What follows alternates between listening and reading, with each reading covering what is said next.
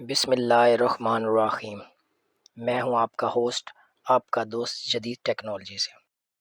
Corona virus کے بارے میں اچھی خبریں۔ کرونا وائرس کے بارے میں اچھی خبریں سننے کے لیے کون کون تیار ہیں؟ چلیے تو جانیں۔ ہم جلدی ہی جان چکے ہیں یہ کیا ہے۔ اس کی شناخت پہلا مریض آنے کے ایک ہفتے بعد ہی ہو گئی۔ اب سائنسدان اس کا فوری تجزیہ کرنے کے قابل ہو گئے ہیں۔ ویکسین آنے والی ہے۔ ممکنہ ویکسین کے انسانوں پر تجربات شروع ہو چکے ہیں۔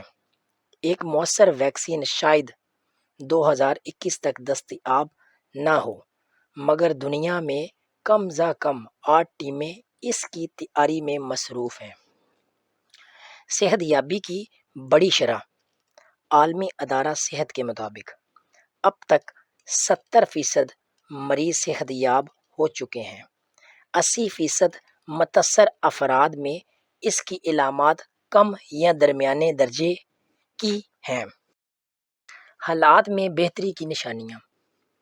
چین میں جہاں سے وائرس کا پھیلاؤ شروع ہوا، 18 مارچ کو پہلی مرتبہ مقامی منتقلی کا کوئی کیس سامنے نہیں آیا۔